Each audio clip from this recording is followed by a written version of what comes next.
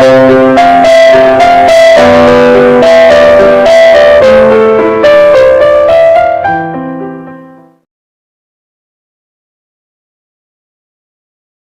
दोस्तों, मैं डॉक्टर मोहिता स्वागत करती हूँ आप सभी का। दोस्तों, आज हम बात करेंगे लाइपोमा के बारे में। Lipoma basically benign soft tumours होते हैं जो कि फैट सेल्स के बने हुए होते हैं, जिन्हें हम एडिपोसाइट्स कहते हैं। ये स्किन के जस्ट नीचे होते हैं, जिनमें मैलिग्नेंसी डेवलप नहीं होती है, जो कि नॉन कैंसरस होते हैं। ये स्किन के जस्ट नीचे होते हैं। स्किन के जस्ट नीचे फैट सेल्स होते हैं जिनमें ओवर ग्रोथ होता है, जिसकी वजह से लाइपोमा डेवलप होता है। ये चूंकि ये स्किन के जस्ट नीचे होता है, इसलिए इसका जो सरफेस होता है, जो हमें ऊपर से दिखता है, वो बहुत ही ज्यादा प्रोमिनेंट और स्मूथ और शाइनी सरफेस दिखता है।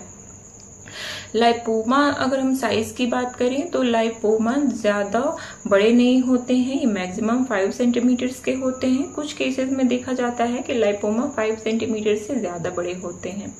लाइपोमा जनरली पेनलेस होते हैं, हार्मलेस होते हैं और मूवेबल होते हैं। मतलब अगर आप उसे प्रेस करेंगे तो उसी जगह में आगे पीछे होते रहते हैं।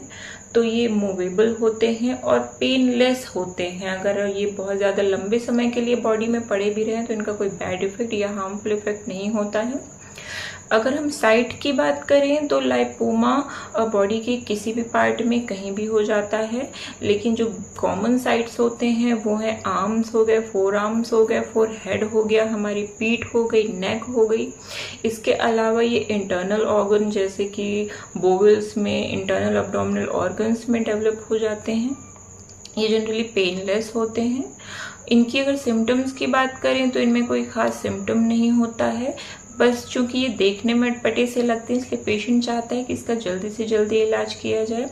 इसका कोई कॉज नहीं होता है। लाइपोमा जेनेटिक कंडीशंस में ज़्यादा देखने मिलते हैं। अगर आपकी फैमिली हिस्ट्री में किसी को लाइपोमा रहा है तो आप प्रोन हो सकते हैं या प्रोन होते हैं लाइपोमा होने के।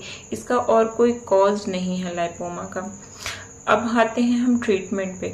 अगर हम इसके एलोपैथी ट्रीटमेंट की ओर जाते हैं तो बस एलोपैथी में इसका सर्जिकल रिमूवल ही होता है, जिसमें कि लाइपोमा एक बार रिमूव करने के बाद उसमें रिकरेंसी देखी जाती है। मतलब कुछ केसेस में लाइपोमा एक बार रिमूव होने के बाद दोबारा होने के चांसेस रहते हैं और कुछ केसेस में नहीं होते हैं।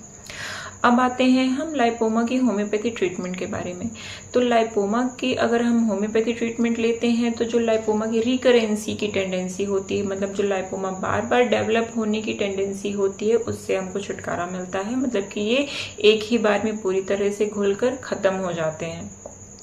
तो लाइपोमा की जो पहली मेडिसिन है, होम्योपैथी मेडिसिन है, वो है थूजा 200। थूजा 200 पोटेंसी में आप 4 बूंद सुबह दोपहर शाम डायरेक्ट टंग में लें या आधे कप पानी में मिला के लें। दूसरी जो इसकी मेडिसिन है वो है फाइटोलक्का। फाइटोलक्का 200 पोटेंसी। ये मेडिसिन भी आप 4 बूंद सुबह दोपहर शाम डायरेक्ट टंग में लें या आधे कप पानी में मिला के लें। ये दोनों ही मेडिसिन आप इंडिविजुअली भी ले सकते हैं और इन दोनों का कॉम्बिनेशन भी बनवा के इक्वल क्वांटिटी में इसका कॉम्बिनेशन बनवा के रख सकते हैं और 4 बूंद सुबह दोपहर शाम डायरेक्ट टंग में ले सकते हैं या आधे कप पानी में। इसके अलावा जो तीसरी मेडिसिन है वो है कैलकेरिया फ्लोर 6x पोटेंसी में। याद रहे दोस्तों, हमको 6x पोटेंसी ही लेनी है। ये अगर आपको बड़ी पिल्स मिलती हैं, ये जनरली टैबलेट फॉर्म में होती हैं। अगर आपको बड़ी टैबलेट्स मिलती हैं तो आप इसे 2 गोलियां सुबह दोपहर शाम लें। आप इसे बिना पानी के माउथ में रख के चूस भी सकते हैं। ये मीठी गोलियां होती हैं तो ये आपको बहुत ही ज़्यादा कन्वीनियंट होंगी। अगर आप इसकी छोटी गोलियां लेते हैं तो 4 गोलियां सुबह दोपहर शाम लें आप। इसके अलावा एक पेटेंट मेडिसिन है एलेंस कंपनी की 84 नंबर ड्रॉप, लाइपोमा ड्रॉप। ये मेडिसिन आप सुबह दोपहर शाम 15 से 20 बूंद आधे कप पानी में मिला के लें। इस मेडिसिन की सबसे ज़्यादा खास बात यह है कि इस लाइपोमा के जो बहुत ही ज़्यादा इफेक्टिव मेडिसिन होती हैं, जैसे कि लेपिस एल्बा हो गया, ब्राइटाकाब हो गया, Calcarea floor, even Calcarea floor ऐसी मेडिसिन होती है जो ना कि सिर्फ लाइपोमा, किसी भी तरह का ट्यूमर हो आपकी बॉडी में, इवन अगर आपको बोनी ग्रोथ है तो उसको भी डिजोल्व करने का काम करती है। थूजा, फाइटोलक्का ऐसी कुछ मेडिसिन इस पेटेंट मेडिसिन में मिली हुई है जो कि लाइपोमा के केस में बहुत अच्छा असर दिखाती जाती हैं। तो ये मेडिसिन आपको 3 से 4 महीने तक लेने हैं और कोशिश करेंगे दोस्तों कि शुरुआती 1 से 2 महीने में, या जब तक कि आपके लाइपोमा का साइज धीरे धीरे कम नहीं होता जाता है, आपको ये मेडिसिन 3 टाइम ही लेनी है। फिर जब अगर आप देखते हैं कि लाइपोमा धीरे धीरे साइज रिड्यूस कर रहा है, तब आप 3 से 2 बार में आ सकते हैं।